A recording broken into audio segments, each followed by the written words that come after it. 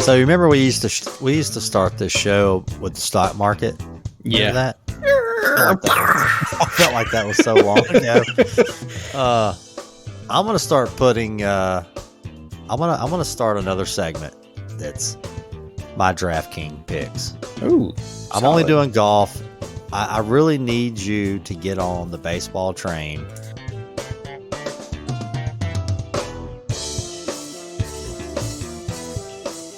What is up, HVAC crew? Welcome back to another episode of HVAC R&D, powered by Keystone Sales and Associates, your premier PHVAC manufacturers rep in the Mid-Atlantic. Also, I have to apologize for last episode's horrible audio on my track, the producer's track. Actually, I ran it up. I talked to corporate about it. I'm still waiting to hear back from them. No answer, huh? No. Yeah, come to find out, I was not recording through my mic. I was recording through my headphone mic, which is janky. So, apologize, but we had to spit it out because there was some good nuggets in there. But it's just Rhydon and me again. We got some breaking news coming up. We got a lot of stuff to talk about that's not HVAC related. So everybody just turned it off probably. So without further ado, let's get it going. Yeah, come on.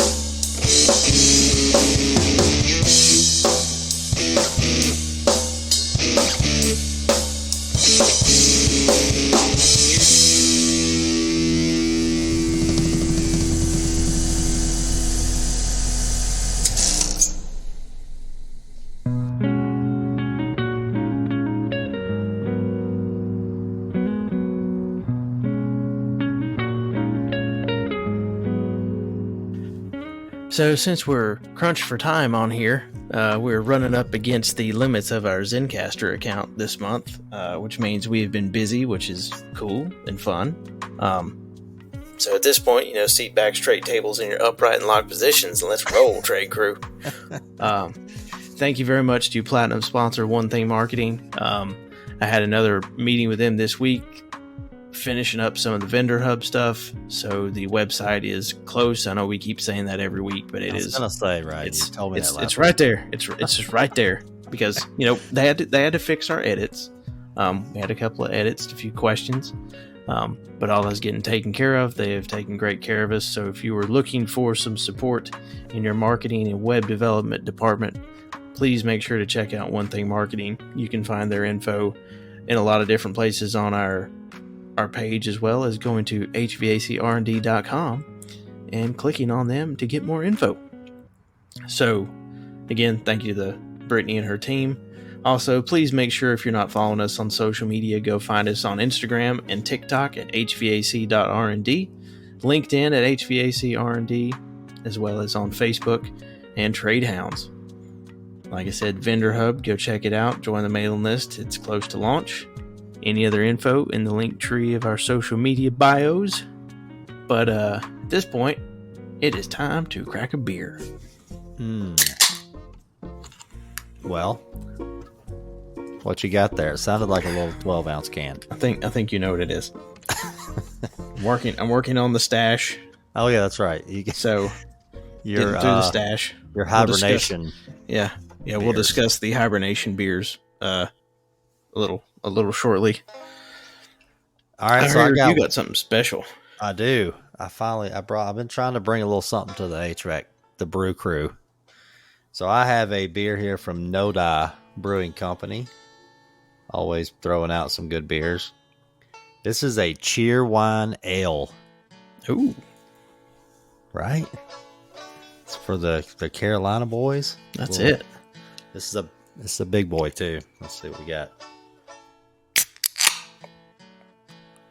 Oh, Very nice. It came out and hit my nose immediately. This smells like Cheerwine beer. Nice.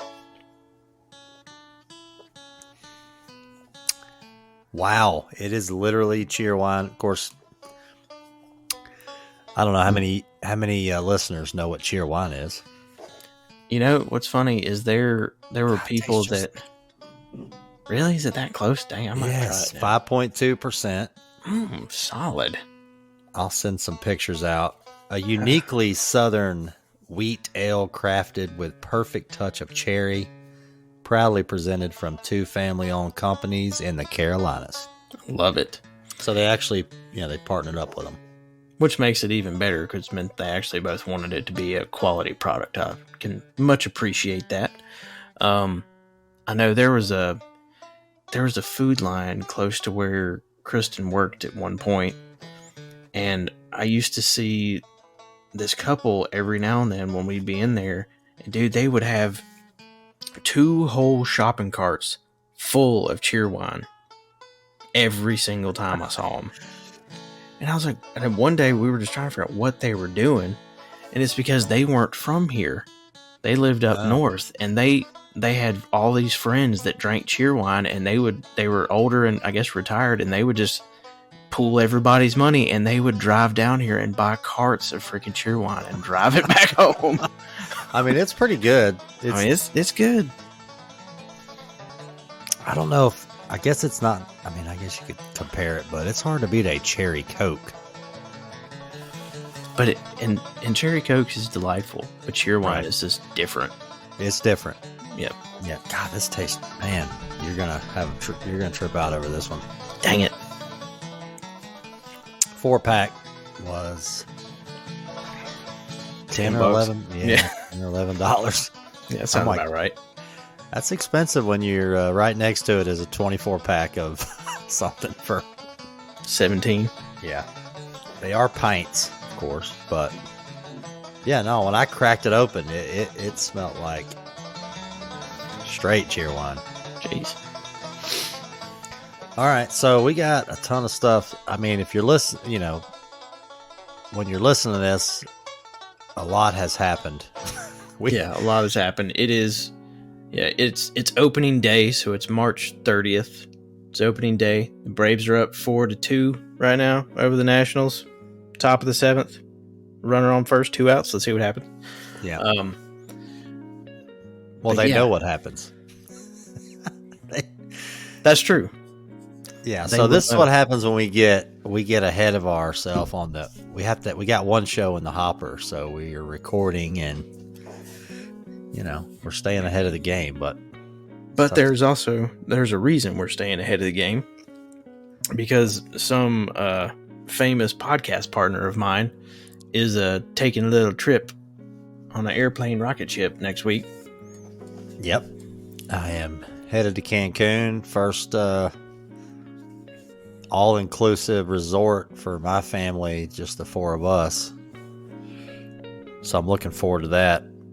It's going to be weird not carrying around a wallet or anything. Just ordering food and drinks all day, every day. Haven't ever experienced that, so I'm looking forward to that. Well, do you have to have like a wristband or something at least? Is it kind of like a cruise boat? You got to show them your card? Well, you do. No. You do get like a wristband, just okay, there it is, showing that you're staying there, I guess. I don't know. Which they do that at Redneck Riviera, Old Dirty Myrtle. Some of those resorts will send out the old rubber wristband. Corey is looking forward to having a drink with me. He's 18, which is legal in Cancun. Told him he could have one with me. Try it out. I'll be honest, the first time I got just torched on tequila was in Cozumel. Did it turn you off tequila from then on? Honestly, no. Everybody says that. You hear that all the time. It really didn't. We found like this little tequila-ry. I don't know if it's an ABC store, I can't remember. instead of a taqueria, it's a tequileria. Is that it? I think you said it right the first time, but I'm not going to attempt it. Somebody's going to punch me in the face through the mic on that one. But anyway, I mean, they had this walls of tequilas, and they were all in like pour casks. So you would just try this one or try this one or try this one. It was nuts. And by the time we get, and it's like, it's dangerous because like by the time we got to the other end trying everything, we're stumbling around in this place. Yeah, which one's your favorite? I mean, I don't know. I don't even know where I'm at. I don't know. The boat's this way. And then I remember we were walking out of that place, and it just started to dump the freaking rain, like out of nowhere, just monsoon level. And you talk about getting sober quick, because we were just trying to sprint to get back to the boat. It's like, I don't even know why we were trying to not just walk, because it didn't matter if you ran or walked. You were taking a shower.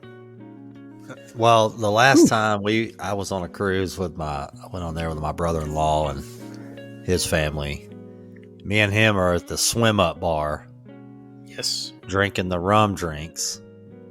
And we're just sitting on a stool, and the water's about, chest deep there. And you're just sitting on a stool in the water, and you're looking around. And it was time to get out and go to the boat. And you think getting off a bar stool in a bar is bad? We got off, you kind of wade out. When my feet hit land and I got out, I was like, oh boy, this is not good. You're just heavy. Yep. It's all that sugar. And I mean, those drinks, man, they smell like sunscreen, and they just go down. Boat drinks, they just go down, but man, they just hit you right over the head. Who knows what kind of rum you're drinking too over there? Well, and then if they're like, you want a little more, and they just dump the rum on top of it, you're like, okay. Yeah, and rum is like that. You can just kind of drink it, and it just hits you. So what have you been working on? Well, the last 2 days, a whole lot, really. The last 2 days has mostly been answering my phone. It's mostly got out everywhere. At this point, I still haven't put anything or changed anything on social media. I'm kind of just letting some dust settle. But after 10 years and just about a month at the same company, I decided that it was time for me to make a change and do something a little bit different. I'm very grateful for the opportunities I had where I was. Right. And I'm very grateful for a lot of the mentorship from people, especially our first president. When I was there, he had a very huge impact on me personally, as well as my career.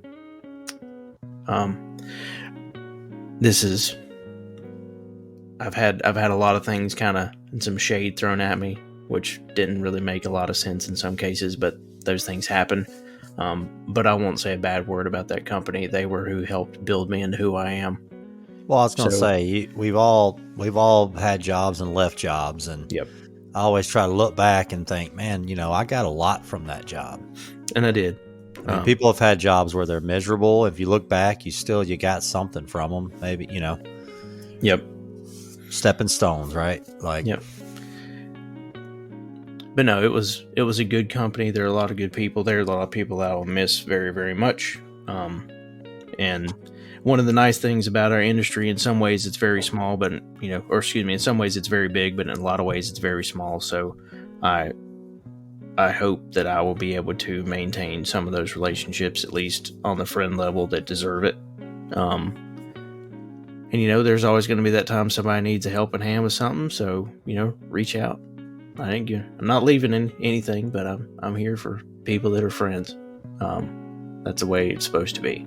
So enough about that. I'm excited about some new opportunities and being able to do some different cross sell into some different parts of our industry, which is really a lot of what excited me so much about trying something different.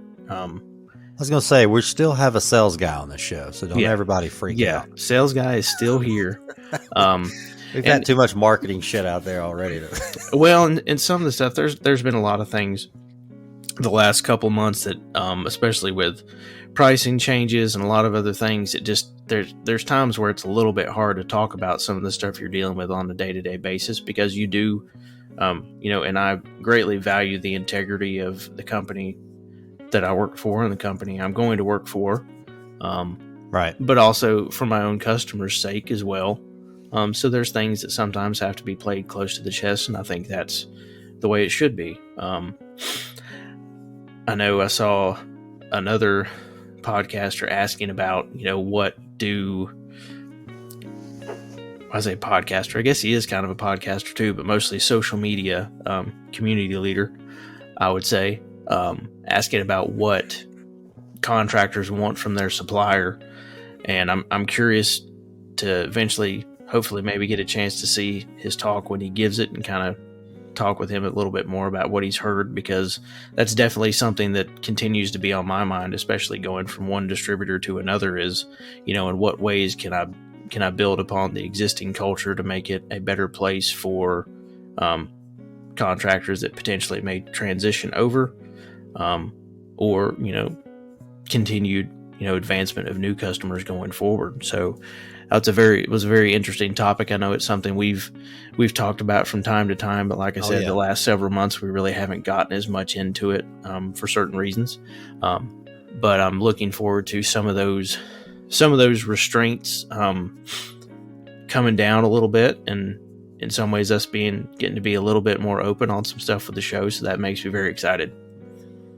I was going to say, that question, man, that's literally a whole show. Yeah, that's a loaded question. Because I've talked to, let's say you talk to a technician who works for a small company. Maybe there's 4 guys. He's one of 2 techs. He helps with installs.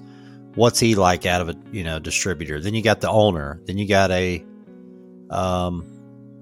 big company where the lady orders parts from them. What does she want out of a distributor? Like, there's a ton of working parts there. And I've talked to guys, when I was in the field, like, I wanted to be able to call them, give them a model number. They give me the part number. When I get there, get my part and leave. And then, I want my salesman to be available if I need if I had questions on a matchup or something like that. But every guy at a company's got probably different wants and needs out of a distributor. So, yep. And it's, how do you take, in a lot of ways, especially as the salesperson, it's how do I take all of those different beliefs from all those different customers and want to make sure I remember them, so that when I'm having interactions with them, I'm doing things the way that makes their life of doing business with me easier to deal with. Right. And that's something I've tried and felt in a lot of cases that I did pride myself on, was really being able to talk to any customer about whatever they needed. Yeah, I mean, we had Justin, I remember him saying that episode, with True Blue, he's like, yeah, I mean, I think it was the Ream guys, I like my guys, man. They take us out to lunch. They're there when I need it. If I can swing by and get a part on a Saturday, or they set something out by the dumpster, you never know. Little things like that go a long way. Yeah, and that's it. At the end of the day, it's doing the right thing and taking care of the customer the way you should. So yeah, in some ways, I feel like there's a lot of re-energizing of myself that I think is going to come out in the next couple of shows at least. So I'm excited to kind of get the the sales creative juices flowing of, learning new products, learning new facets of the industry. We've talked about it. I've always been primarily residential, light commercial sales on here, but now I'm going to have some opportunity to get into some larger specialized commercial, potentially some chillers and cooling tower retrofit stuff that I've wanted to learn about. Ever since we listened to Cajun Joe talk about his crazy cooling tower he worked on, I have been fascinated with wondering how maybe I could learn some of the stuff even from him about that, and now being able to potentially go out and talk to, big mechanical contractors about doing something like that with them, just it's exciting. It's interesting. Plus, we've got some Canadian listeners. One is happy that I'll be joining his team, and the other one is heartbroken that I'm not joining his, probably. Yeah, I mean, so congrats on that. And I know we've talked before that we hit walls a lot on this podcast because of the two jobs we have. I'm a manufacturer's rep and Rhydon's in sales with a distributor. And we're still going to have, like you said, we got to keep integrity here, but we are going to be able to open up a few more things and talk about, possibly some more brands and what we're doing. And, a little more help out for the listener and just create more content. That's it. But, and I'll be honest, that's really one of the reasons in some ways neither one of us have produced as much content at times, especially even the last several months, is because there's just some things we've had to, live by, and that's okay. Well, that's the business too. That's the industry. Business. That's it. So, like I said, I think we're going to start hopefully seeing some even more creative and interesting things from the both of us. I'm excited to get back into some of the, at least once a month or bi-weekly tech tip stuff, as well as sales tip things, especially since learning some new brands. I may be able to develop a few more sales tips and tricks for those things as I'm learning them on my side to share with people. So yeah, stay tuned. Yeah, we may actually get to work together a little bit, which is exciting. Yeah, that's what we had before. So insert "The Boys Are Back" song. Looking for trouble. Right. You get a job. You get a job. I'm going to insert Friday. Need to get a jobby job. job. Jesus. So I know you did talk a little bit about you've been working towards an RZL training plenum. But what else? I think I can't remember honestly if we had talked about the other training cart you're working on. Yeah, I'm still getting the parts together for it and figure out how I want to build it. But I want to build a Geo cart. Nice. I found a couple that I'm trying to mimic off of. Basically, I don't know if it'll be a Geo / water source heat pump style, hybrid. Yeah. I think I'm going to put like a little low boy water heater on there, or a tank. Well, something like that. Question here,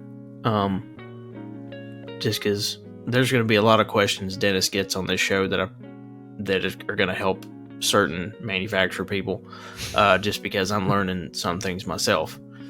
Now, what is Bosch's outlook on what they think geothermal is going to be? Because it's still very costly, and the biggest reason people went that route before was because at the time it was super expensive, but the tax credits were huge. And now, do they feel Geo's going to have a bit of a resurgence? And I had another TM friend of mine discuss this with me this week, so I'm stealing this from him. But he and his family had put in a whole lot of Geo stuff, and they said a lot of it right now is coming back around to change out period for it. So right. they were seeing a bit more of a bump. They said, when we were installing Geo stuff, we do 30 to 35 systems a year. Now we're seeing them change out. They're 10 to 12 years down the road. They're starting to see maybe 10 to 12 change out or retrofits a year, which was a market that I hadn't really thought about lately. I was going to say, that's the only guys I typically deal with. They're changing one out. Yep.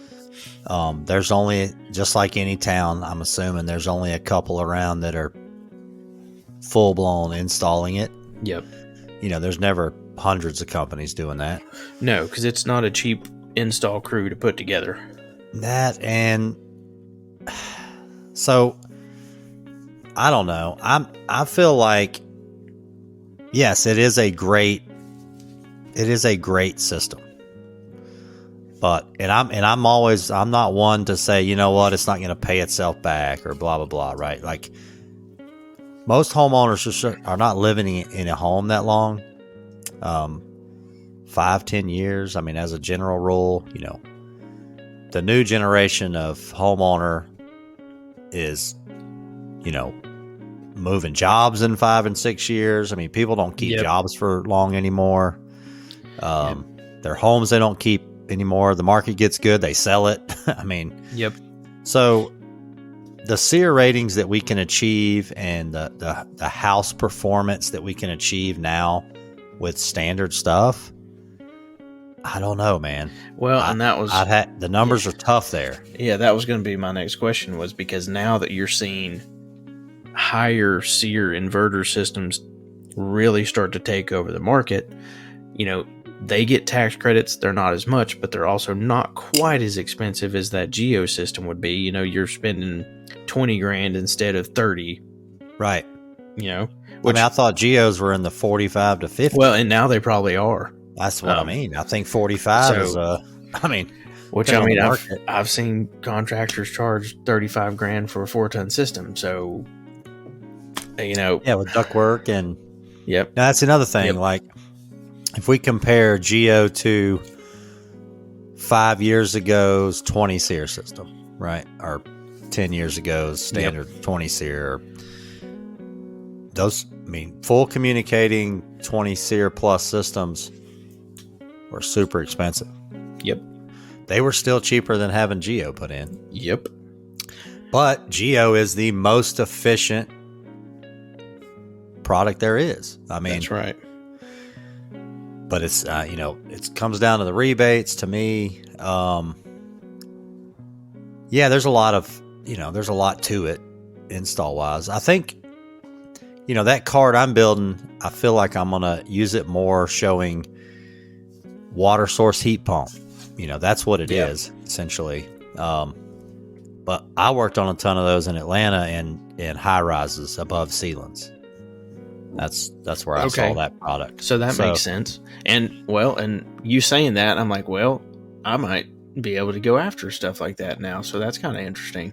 Yeah, I mean, Bosch makes great, and they're, you know, they like I said, I don't want to make this a Bosch. No, we're not trying to. And everybody, those things are built to order, you know, by order. So it's nobody has, you know, millions of them sitting in their warehouse, that kind of thing. Nope. But, yeah, it's an impressive. I mean, there's several brands out there. But yeah, I feel like there's more of that. I mean, I've worked on them in Charlotte, you know, in high rises. They're hanging above a drop ceiling and they're horizontal. And, but yeah, there's still coming. There's some good sized companies in Charlotte that are, putting Geo in, but most companies that want Geo training, they're changing out. They're doing change outs. You know? And I only dealt with a few in my time here. I didn't sell a single Geo system the whole time you and I worked together, but I'd sold 3 or 4 the couple of years before. But it just kind of, it's ironic what I was selling is actually a private label Bosch product, which is funny. Right. I won't say it on here. I won't throw him under the bus. But yeah, it had been a long time since I'd even looked at a Geo, let alone sold one, till the other day. Well, like so the house I'm building, that's going to be foamed. And let's say you'd only foam the roof line. I mean, you've ran loads. Mm-hmm. That's coming down. That price, it used to be 20 grand to foam your little shop out back. Now it's, 10 grand to foam a whole 3-bedroom, 2-bath house, walls and everything. I mean, prices are coming down. So you take that load on that house, you throw in a 20 SEER that literally never hits max hertz rating. I mean, literally never hits full capacity. Okay, so it's running all day, pulling 2 amps on a freaking 98-degree day. It's pulling 3 amps. running at half throttle. You run the sear on that, it starts to get close to 30, if not bouncing off 30, right? So how high do we, where we hit that threshold there where, man, I really want to just put in, spend 45 grand and put this Geo in. I mean, I don't know. I just think with the housing performance and what our units are doing now combined, back in the day, we were putting Geo in and the house was not great, right? The heat load on the house was higher, so I don't know. I mean, we're doing away with, we want to get rid of gas too. Oh, yeah. So. And I know Dad and I did, I'm trying to remember, we did only a handful of Geos, but everything we did up there had to be, loops. There was no boreholes in the mountains. Right. We had a homeowner. We had a homeowner in, God, what is that community? I was going to ask you what kind of loops or what you see piping up there. All we could do were loops. That was the only option. Boreholes, like I said, absolutely outrageous.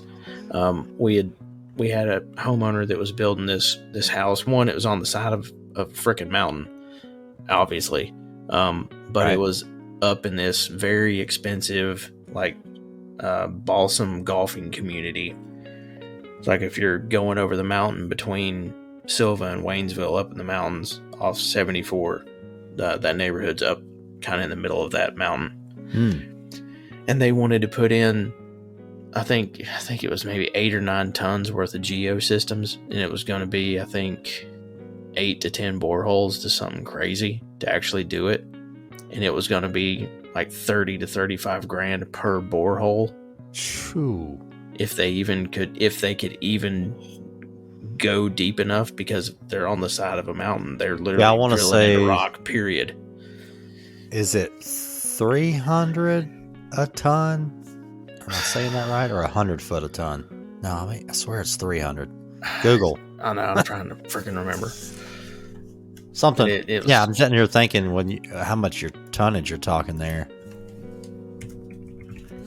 Well, it was multiple split systems. It wasn't just one regular one. I think it was 2 3s and a 4 or 3 3s, something like that. I think there's a general number on that.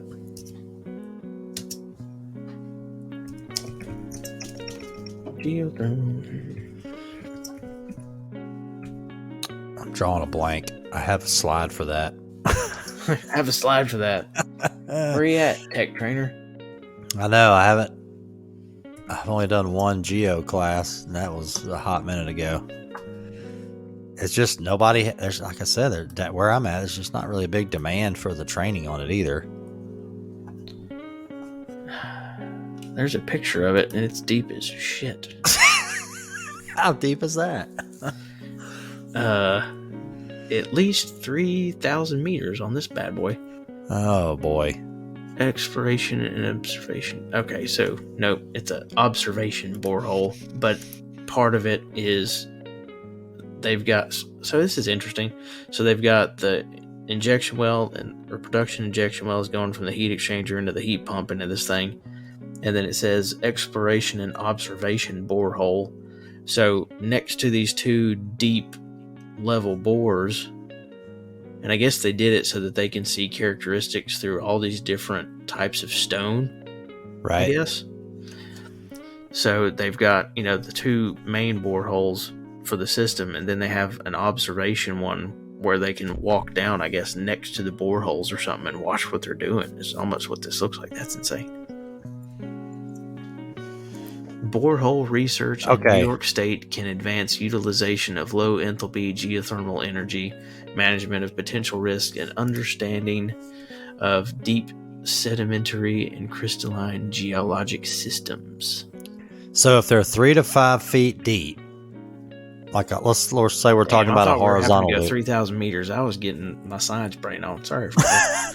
Well, so if we're talking about a horizontal loop, 3 to 5 feet deep, 5 to 600 feet of not deep, 5 to 600 feet per ton on piping. So typical home requires 1/4 to 3/4 of an acre for trenches. I mean, these neighborhoods that I'm around here, there ain't nowhere to put it, man. No way in hell. They sell homes around here with their yards are listed in square footage.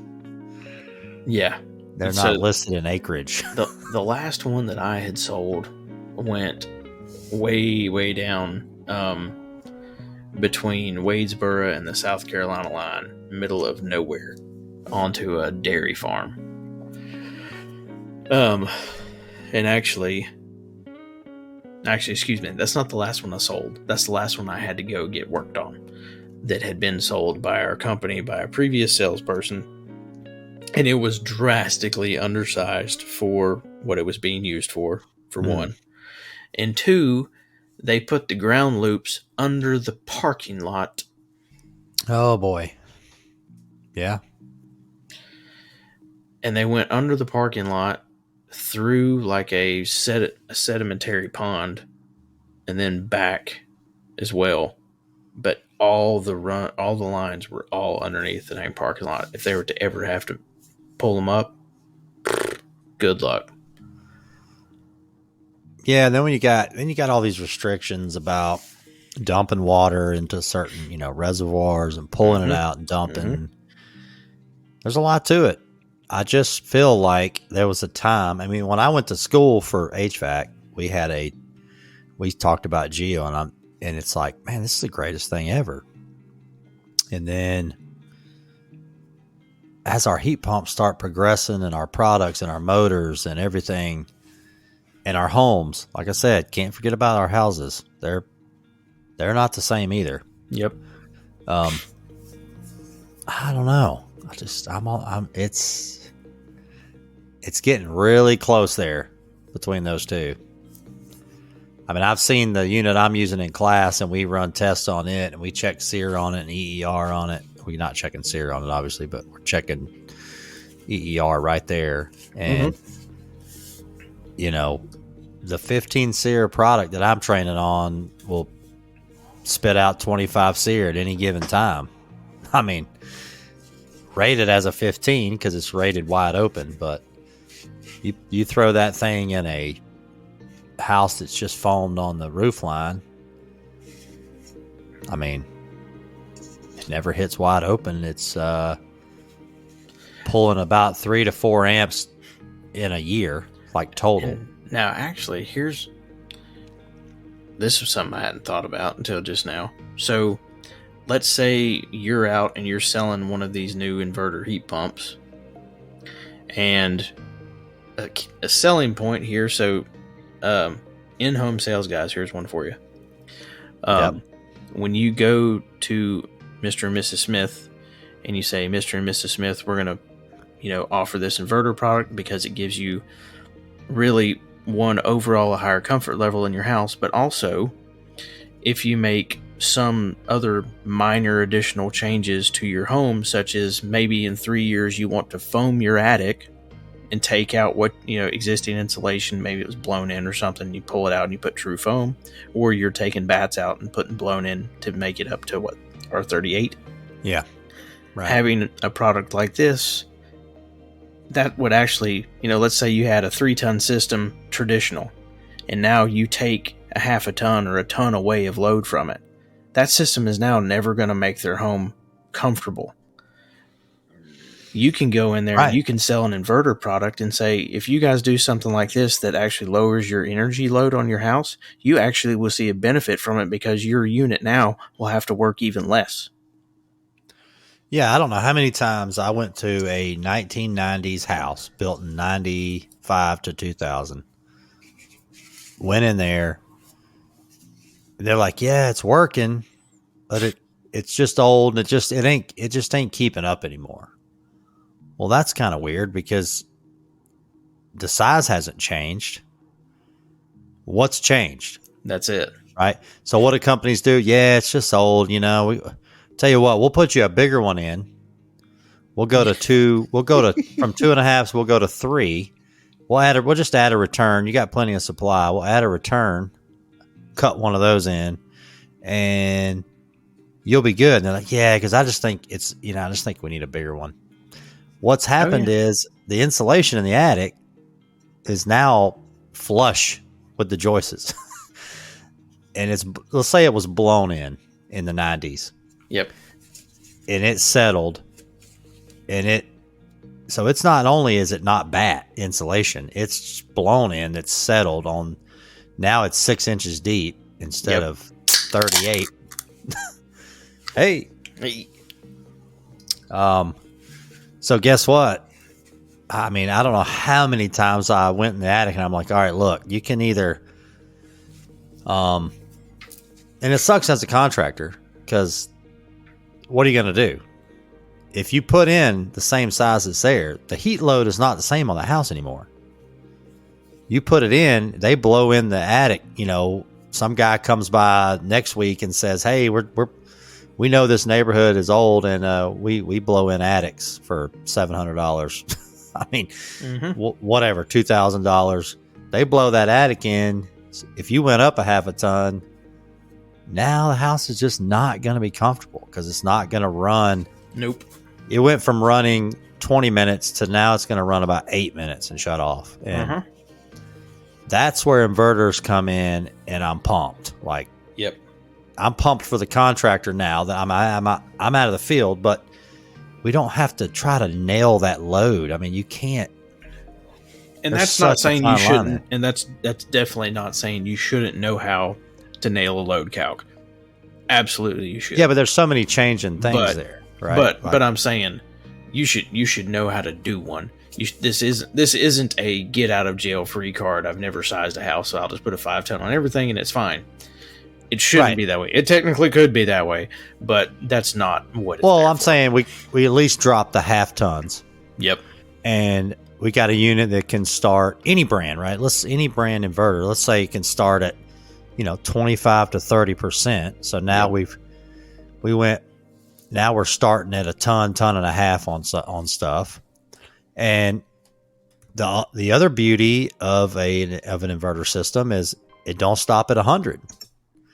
So on that 98 degree day where you couldn't run a load based on that temp, right? You can't run a load based on 99. No. I mean, not legally, right? So, but we do hit those temps, and most inverters will go to 110. They'll go to 130. They'll go to 120, somewhere in there. And you won't get that call that's like, hey, it just won't come under 76 today in my house. What's going on? Like, well, the load was a 3-ton. I had to put a 3-ton in there. And how do you explain that to a homeowner? Like, yeah, they're like, yeah, but we paid $25,000 for it. It's hot today and it's not cool in my house. It's like, look, I couldn't design it for that temp. And they're like, no, you don't understand. Like, it's hot outside and I paid. I mean, they just don't get it. I mean, homeowners are getting better at being able to explain stuff to them. I know that sounds weird, but yeah, they're a little more informative when you come in, for the most part. But yeah, that variable speed, man. And the product I train on, it's just variable outdoor. It's not indoor. The indoor doesn't move. So their curtains stay blowing. They want them curtains blowing. It's nothing like a variable speed air handler that slows down to nothing, and Miss So-and-so's like, something's wrong with the airflow. Yep, my curtains used to blow. Exactly. No, that happens all the time. The handometer. Yeah, you also see that so many times, just the whole my curtains blow thing. That's made me laugh. But there's so many times where you go into a house and the homeowner doesn't remember that they closed all their grills. I've seen that happen with older people in the mountains. Yep. And they're like, well, this is not running. And they forget they closed certain vents during the winter and opened other ones during the summer for some reason. Oh, yeah. Yep. Well, it's golf season is approaching. Yep. Masters week. If you're listening to this, you already know who won the Masters. Dang, you guys suck. I know. I have no idea. Somebody go get in their DeLorean and hit 88 miles an hour and come back and let us know so that we can go place some quick bets at Harris and we do this for the rest of our lives. All right. So you remember we used to start this show with the stock market. Remember that? I felt like that was so long ago. I'm gonna start putting. I'm gonna start another segment that's my DraftKings picks. Ooh, I'm only doing golf. I really need you to get on the baseball train. Dang it! It's 9 players though, man. I gotta learn some players again. It's that gives you. I keep talking about it. Look, new job. Is there does they have Premier League on DraftKings yet? Oh yeah. Well, there's soccer on there. I don't know which one it is. Yeah, but it's baseball season. I man. know. Damn it. Speaking get of that soccer out of here. Hey now. Hey, Liverpool has done nothing but shit the bed all year, so it's been out of my system for a while. Yeah, so DraftKings, on the golfing side, you pick 6 golfers, and then you put money on them. You put money on your team, right? So this is not sports betting. I can't do sports betting where I'm at, but I can do DraftKings. So, which is sports betting. I mean, I don't know what the difference is, but crap, I don't think I can actually. Maybe I can. I'll have to see. Next episode. Crap, you are in North. Yeah, you might not. Next episode, we will know. Yes. Ooh, speaking of which, Braves are up 4-2, 2 on top of the 9th. So hopefully, Bravos are going to do well today. My Red Sox are getting their asses kicked. Justin, Phillies fan. Freaking Orioles. Justin's other team.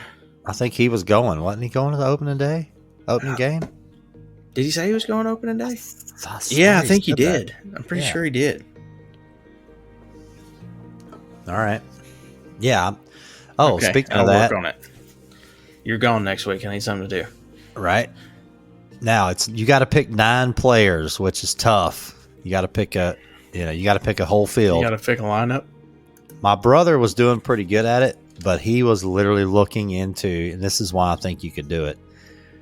There's so many numbers to run in baseball, man. Yeah, no joke. Like this guy hits good at this park only, and against this pitcher, and yeah, that one I don't know if I have time for, but I got time. It's a lot of offense. I got time for a gut feeling pick or two.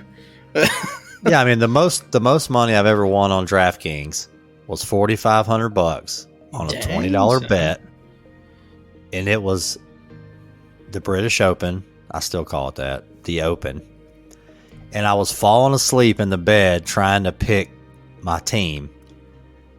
And I'd fall asleep, and I'd drop my phone. I'd pick it back up, and I'm like, oh, crap, I hadn't finished this. I'd click it again. Then I'd fall asleep. Then I'd wake up, swipe, pick a player. And I crushed it.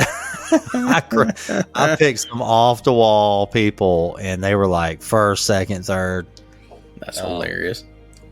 That's when Phil and Henrik Stenson were battling back in the day. Well, that is old school right there. Yeah, we lost. Not really old school. Not really old school because we're not that old. But it'll really be old school 20 years from now. But 2015, I don't know, 2016, somewhere in there is when I hit it. Yeah, I mean, next day, like, boom, put it in my account. Then I got boned on my taxes. So we don't have a crawl space confession. For one, we cannot get anybody to send that in. We got to figure out how to drive that. I know. I don't know how to do that. I really thought that more would come in from us just discussing them on the show, but no. What if we could just go on Instagram and say, hey, we got to repost. We've done that. We got to repost Zach Attack. We got to repost it. Yep. And I need to finish Jason's stuff. So we talked about the didn't we talk about the raccoon picture on the show? Yes. So I found the raccoon picture where it's looking down through the freaking ripped filter and the filter grill. Yeah, I mean, he's in the return, looking at it. He's literally looking down from the return, and I had a couple of little short cartoons called Trash Panda Manor that were posted way back when we had our old Instagram that I've redone this last week. So I'll try to remember to throw those up. Speaking of golf season, I still have tendonitis, golfer's elbow, tennis elbow, but I'm on to something here. Typically, it's about a 6-month healing time. Well, that's not going to work. It's March. No, it will be. It's April. Golf season will be over. So Yeesh. I did a little research, came across this, website. It's been around a while, but there's some peptides on there. I did not get the injection form. I just couldn't do it. I got the nasal, nasal spray. On the bottle, take it out of the pack, says not for human consumption. Right out of the gate. So I do some research on it, and they seen it work the best in racing horses. Healing. Injured, training, and so I'm like 3 days in on it, and it's working. Not gonna lie. Nice. I don't know what else is happening. So far, so good, but it makes sense. You're a Mustang owner, so you can hide it that way. Right? Yeah. TB500 is the peptide, which has been around a while, and but it's a nasal spray. But yeah, the not for human consumption on the bottle just kind of freaked me out a little bit. Well, you're not consuming it, luckily. I mean, I am. No, essentially, yeah. So I'm either going to run faster or it's going to heal my arm. One of the two. I don't know. Hopefully both. Yeah. Yeah, I got to get this elbow ready. If we're looking best case scenario here, hopefully both. If not, then you're going to have to be my coach all summer. Because I'm going to actually get to go play a round of golf again, everybody. I'm excited about that. Yeah, you got new clubs? Yeah, still. They're still new. 3 years on, they're still brand fucking new. They're out of date now. You need new ones. They got the wrappers on them still? Some of the irons, I think, still do. Oh, man. Yeah, we got to get those going. So, yeah, we're going to get those going. I've still got to buy a new putter and a driver. I think those are going to be gifts to myself here pretty soon. Okay. Yep, that's right. You don't have a driver. Nope. And I don't have a putter because couldn't find it. I still cannot find it. I have no idea what happened to it. I did have what back in the day it was like a $300 TaylorMade Nubbins putter that was sweet, but I have no idea where it is. I could not find it at Mom and Dad's house back in October when Dad was having surgery, and I looked for 3 daggum days. I remember when you went up there and looked for it. So we have some. We've got some Ricky Lee sports management coming soon. Waiting on her to fish some tournaments. We got that coming. I do have a Jobin for you. Yep, I know we're running up against the old clock. Oh, we got 4 minutes. Sweet. Yikes. All right, here's the Jobin. I've only listened to this one time, so. Hey, Dennis, this is Jobin. Hey, I've got a problem. I have been arrested again, and this time it was a true accidental mistake that I didn't mean for anything bad to happen. Not that I meant anything bad to happen the first time, but I had to change a compressor out of this lady's train system, and those condensing. It's a 5-ton train system. That thing's 5 feet tall, and I'm only 4'10". So I couldn't look down in it. So I had to figure out how to get it out, and I didn't have a ladder, so I climbed a tree with a rope, and I was going to pull it out with the rope, but the tree looks right inside of the second floor bathroom window, and that lady was in there using the bathroom and saw me and got me arrested. And I've got a problem. I need Peeping you to help me. Jobin. Give me a call when you get a chance. Of course he's arrested again. Dang, I'm peeping Jobin. Peeping Jobin. That does. I have been down in a train unit trying to take a compressor out. It does stink. I've still got that picture of you hanging inside of a package unit. Yes. I gotta find that again. At least you got a big flat top to lay on. That's true. All right, so we got 3 minutes left on our thing here. You got some shameless plugs you want to throw in there? I guess so. So thank you again to Platinum sponsors, Keystone Sales and Associates, the premier PHVAC manufacturers rep in the Mid-Atlantic. See, it is a mouthful. It is. It is. I had to take a breath. As well as One Thing Marketing. Please make sure to follow us on social media at hvac.rnd on TikTok and Instagram, as well as finding us on LinkedIn, Facebook, as well as Trade Hounds. Make sure to check out hvacrnd.com. And for anything else, just check the links in our social media bios. And we are so grateful to have everybody here. Thank you for listening. Thank you for all the support and the well wishes from everybody. Yeah, upward and onward, and let's get it going, y'all. Yeah, come on. See you next time. Peace.